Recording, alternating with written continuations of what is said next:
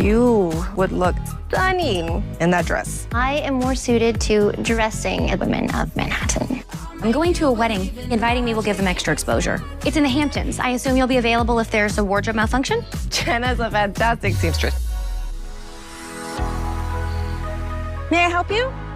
Lindsay Arnold, I'm here to... Oh yeah, I had So far, based on where the story is going, it has that Hallmark kind of feel, that's Hallmark movie kind of feel. And this movie is clearly for a particular audience, primarily white women, that kind of genre. That is what this is for. It's simple, it's something that middle-aged white women, soccer moms, that kind of suburban mom, and maybe even in some cases, more affluent, white females, that is what the target audience of this movie seems to be. Apart from, I'm not talking about the fact that it talks about the Hamptons, wedding in the Hamptons, I'm talking about, the overall feel and, where the storyline is going and who is going to be able to relate to it and actually appreciate it.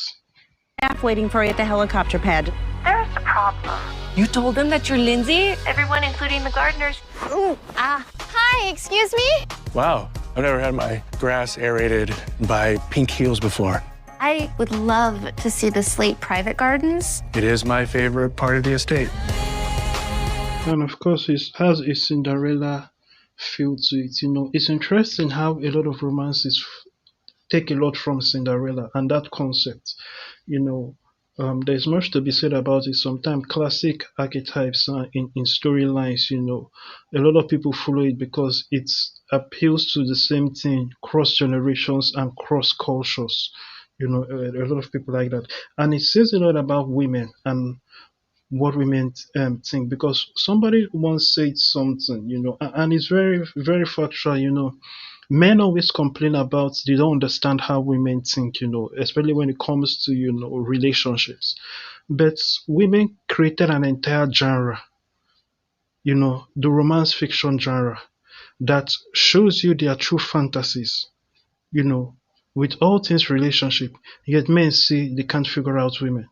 Yet there's an entire genre for you to study, and see clearly, what women's fantasies are. And that being said, it's interesting that in that genre, women, in spite of what feminists say, they are always looking for a man that is higher than them, society-wise, that is on the scale of the ladder of society. They want a man that is higher than them. They want a man that is very attractive, that other women find attractive. They want a man that is wealthier than them, and that's that Cinderella effect. In spite of the fact that they are pushing, women themselves are pushing for more money, and there are so many programs to help women, not men. I was just looking at some bank accounts in Nigeria, like I think Standard Chartered has, the Nigerian branch of Standard Chartered Bank, I believe, has an account type for only women. And I think UBA and other banks, they have that kind of thing, where this is it's just like you have savings account, current accounts. There is an account type for just women, and the fees that are taken from that account is less than the other accounts. So that is so sad. It's discrimination against men on a whole different level. That the bank has account types for just women that aid women's bank accounts to, get less taxes and, more get more benefits, than what a man can open. When you look around, when in places like the US, California and all that, they have all kinds of programs to help women, with their education, all kinds of scholarships that are targeted at women. But when you look at um, programs for men, there's no such thing. As a matter of fact, it's called discrimination. You either start a program for everybody if you want to reach men, or you can't do it at all. There's no such program to help men, explicitly to help men, but there are numerous programs explicitly to help women, and they are proud of it. And yet they want to say that women are the most discriminated and they are suffering and all of that, when women have only been enjoying since the beginning of time, But it goes without saying, this genre, that shows that Cinderella effect, and we see that reflected in this, movie as well. She meets a guy. The guy is in this scenario, the guy, he apparently seems to be working in the house at the Hamptons that she had been commissioned to work for, with the preparation of the wedding dress and all of that.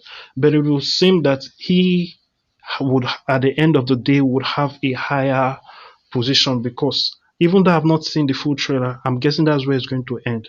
He's going to be more affluent, because that is, at the same time, that appeals to the woman's fantasy. It's not going to be like, oh, this girl is struggling, she's trying to make it big, she works, in her job or in her business, whatever, and then she gets a commission, or a job to do, to help with the wedding of an affluent company in the Hamptons. Then she meets somebody there who happens to be just a gardener or a help, and falls in love with that person. There's no story there, and it's not going to appeal to the woman's fantasy. She could have met an ordinary guy, a struggling guy, on her own part of the woods. So it's going to turn out, and they are going to make it, to also appeal to oh, she's not in it for the money. So, but at the end of the day, he's going to turn out to be very wealthy, but he just wants to do poor people stuff, which is another mistake, that a lot of people like to push, not just in movies, but they like to, you see it in real life, where, like, for example, somebody is a multi-millionaire and he says, I'm not going to leave my wealth to my children, I'm going to donate it all to charity. That shows that you failed as a father. That showed that you failed as a parent. You have to understand what training a child is. It is not just legacy in the sense of, I want my name to continue. You should reproduce yourself, your dreams, your hopes, your aspirations. So you are telling me that you trust the person who runs a charity to manage your money, a stranger who runs a charity. You trust him to manage your wealth that you spent all your life building. You trust him to spend that wealth in benefiting the world more than your own son that you raised. That means you failed. You were a failure. As a father, you failed. When you are a multi-millionaire or a billionaire and you can't give your wealth, you are saying, and you see that you can't pass your wealth down to your children. You believe that passing them down that wealth is going to ruin them. You failed. You believe that wealth is safer in the hands of a stranger who runs a charity organization. A stranger that, even if you think you know the person, you did not raise that person, but you had the opportunity to raise your child from childhood to adulthood, forming every idea and thought, conditioning the direction that child goes to and how that child thinks. Yet you trust a stranger to do a better job with the money. So you failed. And there are a lot of people who like to, they also have the concept of, for example, their child, because perhaps they started at the bottom, they did not start out affluent, but now they are multi-millionaires or billionaires, and they own their multi-billion-dollar companies or multi-million-dollar companies. Then when they employ their son, they want their son or their child to start from the bottom and rise to the top. That is foolishness. Because you don't understand percentages and growth. You came from, according to you, nothing. So let's say you turned $5 or 50 cents into a $1 billion company. So what percentage growth is that?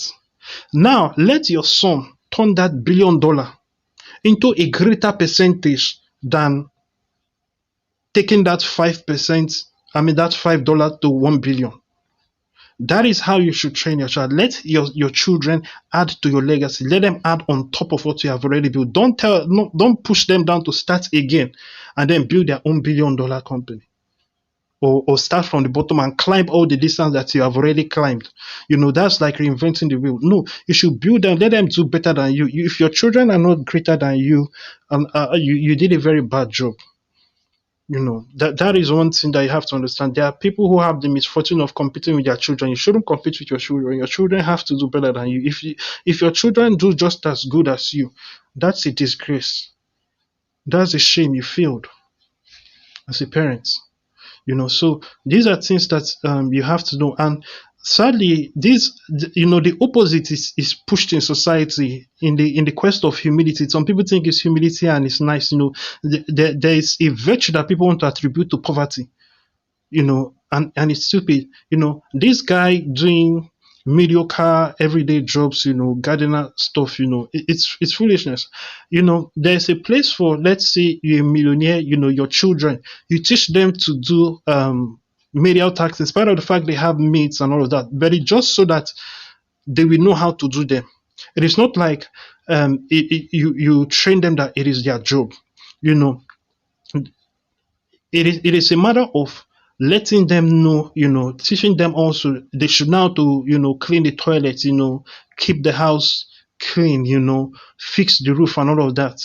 Those are things that they should know how to do themselves, in spite of the fact that they have maids. But it is not something that you put it like,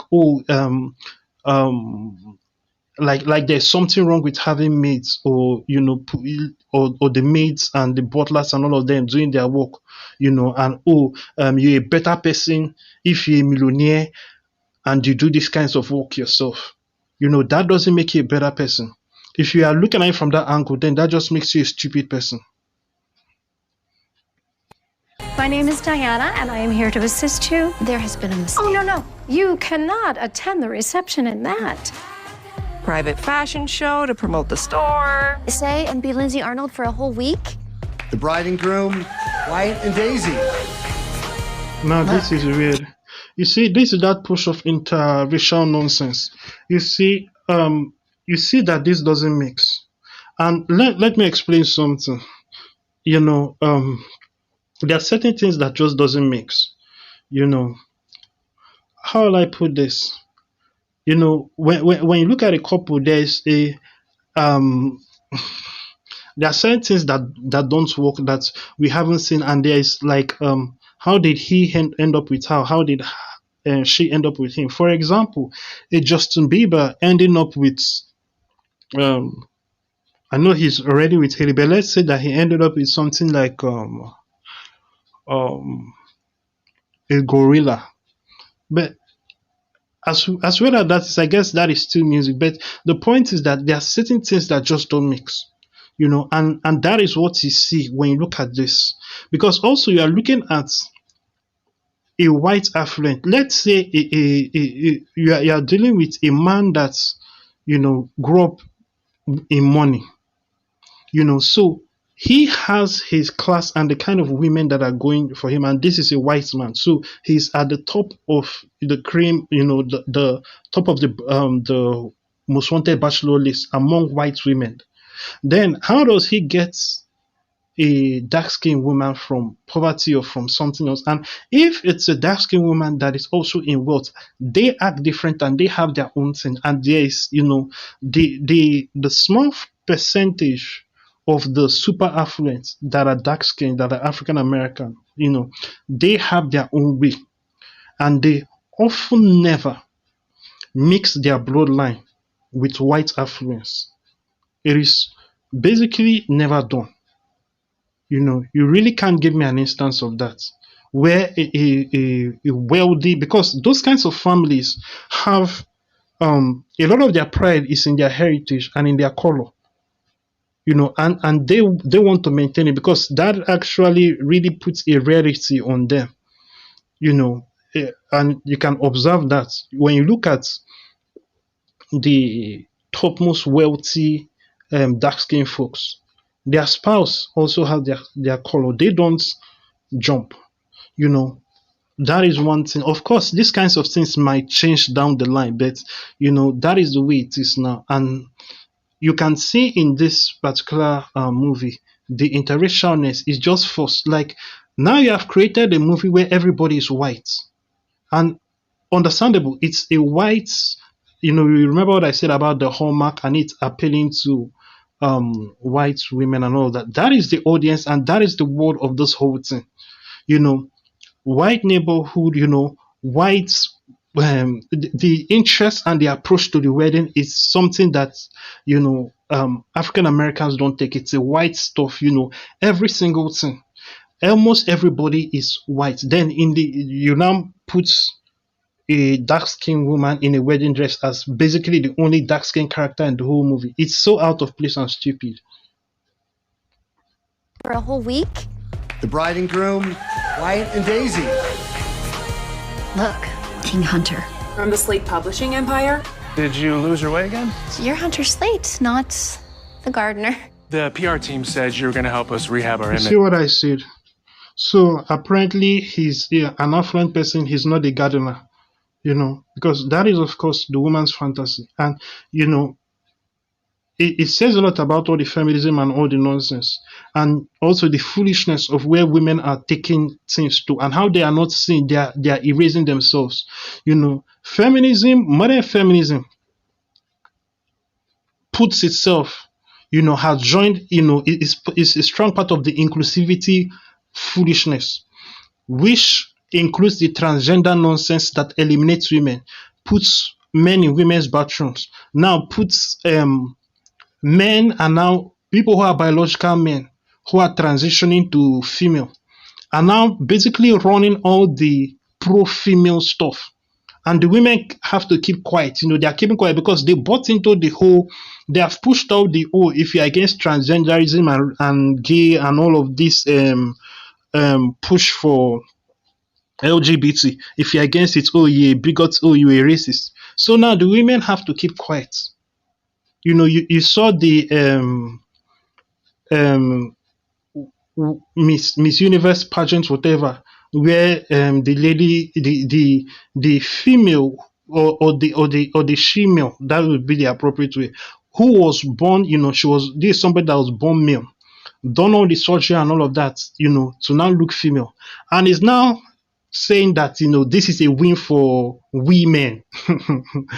And it is so funny. So the leaders and the people who are now like, it's kind of like in the slavery situation, it's like a white man, who owns slaves, pours chocolate on himself, after they have now been liberation, and let's say they are giving money to dark-skinned people, who are ex-slaves. Then the white man pours chocolate on himself and says, this is a win for us. We have suffered for so long. And then he goes and collects his gift and money and all of that. And everybody is acting like if they are not seeing what is happening. That is that kind of situation. Of course, in reality, women were never oppressed. Men have always had it bad, and worse than women, since the beginning of time. But this is so funny. Women have bought into all that nonsense. And in spite of all of that, the biology and the reality of a woman is still there. Now that we are pushing for a world where women are going to be richer than men, a lot of men are now dropping out of schools. The percentage of men dropping out of schools is crazy. And there's nothing done to stop it. There's nothing done. Schools are not geared towards men. And even churches, are structured to cater to women. There's so much in society that is catered to women and not men. And when you do this and women are higher, in society than men, note that women are only attracted to men that are above them. Now there is no man that is available for them. A lot of women will end up being lesbians, or single. Because when you look at, like, for example, in America, so many of the, in the case of African American men, so many of them are in jail or have one issue or the other. So that decreases their eligibility. So many of them are in gangs. An interesting number, uneducated, and all these things are things that the women are not all these things are not pulling down the women at all. They are not affecting the women. So the women are basically ahead, and there is really no eligible. The number of people that are eligible for them is so small. And then we have, delusional women who all want a millionaire. But how many people in this world, how many men are millionaires? It's very small. And since women, it's, as it is already, it is very bad. And then they are doubling down on activities to push women ahead and ignore men. All kinds of programs to help women, but not men. So at the end of the day, in the next few years, it will mean the population of such nations, of such races, and that is another thing. They will need immigrants from other nations for people to be in their nation, and that will now be a replacement, of races and even cultures. It will be a complete replacement, because the people that are reproducing, are going to be the ones. And interestingly, the way it is, it's the Muslims that are reproducing. They are the ones. They don't give into. They have a strong wall around their whole thing. So they are not subject to wokeism. Their women are not falling into the trap of wokeism and all that this preaches. Christianity, a lot of Christian churches have bought into wokeism and are going full force, and and then there are those who, a lot of people that are now atheists. These are people that their parents were Christian, their grandparents, they come from a strong Christian lineage, but they have sold them all kinds of worldly stuff. So they have gone into being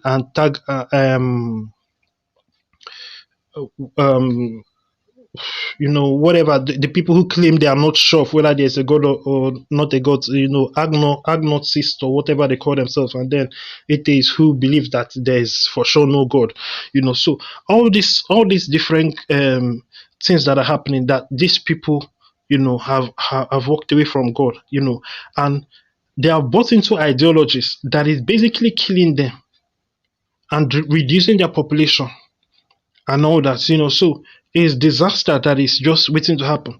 And when that time of disaster comes, nobody should complain and say that, oh, it is this person that did it, oh, it is this person. Know what role that you played, the role that people are playing now to create that disastrous future. In the future, when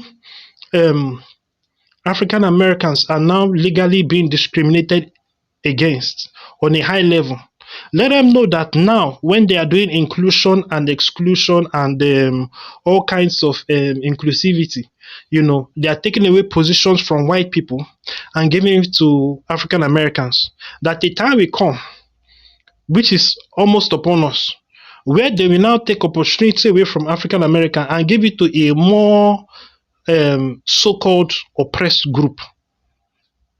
So by smiling, they talk about, oh, let's make James Bond dark skin. You smile and say, it's a good idea. Oh, let's make this person, let's make Batman dark skin. Oh, it's a good idea. You are co-signing all these things. Now there's no when African Americans perform badly in something, instead of it to be looked at as, this evidence that you're performing poorly, do better, is now looked upon as, oh, you're performing poorly, that means it is racism. oh, dark-skinned people are getting the lowest grades in this area. Instead of it to mean, oh, dark-skinned people are not reading, they need to work hard and pass their exams, in these subjects. Now it now means, oh, it is evidence of racism. When they look at two people, a male and a female, and the male is making more money than the female. In that case, instead of saying, okay, the man is, he has more skills, or he got a job that is paying more for his skills, or he's working harder, putting in more hours, or whatever. Instead of that, and if the woman wants to make more money, she can, increase, in her skill, get more degrees, or to get higher pay, or whatever, she wants. Instead of that, it's now looked at as, oh, this is evidence of income inequality. No, it's evidence that that man, is working harder than that woman. So, with all these kinds of things, and people don't see what is going down, it creates a world where solutions are created that actually are not solutions but are disasters. That will create huge, much bigger disasters. Let's be the envy of social media. Lindsay, Hello. nice ensemble. Spa day with the bride. Lindsay will be out of hair and makeup shortly, then we can start the shoot. Thank you for making me look like I know how to cook. What do you do? I'm working with a small business to expand their merchandise to maximize profit. You gotta be careful with that, Lindsay. You're speaking his language. I had to get used to everybody staring at you. You're wondering how this beautiful woman got Hunter Slate to dance. I'm a seamstress, and somehow everyone mistook me for Lindsay. Was all this just self-serving? She touched your heart like nobody ever has. And of course, here comes the cash part of the movie arc, where it is like, because they have to throw in something that will threaten the blossoming romance, and then of course they will have to overcome that tribulation or whatever, and it's often through deception. So it's based on her being pulled in to also pretend to be someone she's not, and then so the guy feels deceived, and then now he finds out they have to overcome that, which we know they would, because this is of course a romance. So that is the basically that is the conflict, and it is introduced towards the end of the movie. But of course there is the opportunity for suspense before that introduction, which is an interesting setup when you look at the story setup arc, because the suspense is the audience watching it know that this thing could blow up in their face. She has a secret that could blow up the romance. So the what is sought for is the success of the blossoming romance, but what is a threat, the antagonist, or the the stuff that could ruin it all, is that secret, being exposed. So the audience is watching with the suspense of whenever this could blow up, this could ruin this whole thing, so that is what the story is driving on. And Alfred Hitchcock explained this perfectly when he differentiated between shock and suspense. He said that if there is a room, with people in it, they are talking whatever, and then the camera pans under the table in the room, and they see that there is a bomb and it has a timer, and the timer is like 60 seconds, or 2 minutes. Now the audience watching it now has 2 minutes of suspense, watching it, because now the people in the room don't know that there's a bomb in the room that is set to go off in 2 minutes, but the audience knows. So there's 2 minutes of suspense of what is going to happen. Will somebody see it before the time and all of that? So that is suspense. But if that was not shown, and there are people in a room, and all of a sudden, boof, there's an explosion. That is shock, So that is not suspense, but you have to understand this is now in the case of movies like this suspense has to be tampered with.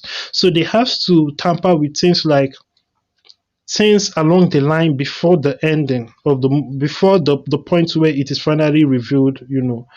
Things that will tease the audience with, it could be revealed now, it could it could come out now, so that kind of thing, but it done properly, so there are different factors on how to properly manage, suspense. So that is one driving thing for a storyline like this. Trying on a new you were just stepping out of the shadows and into the spotlight. I feel like I'm in a fairy tale. Let's begin with happily ever after. So in any case, make sure I check out Alfred.vip for more. Thank you and God bless you.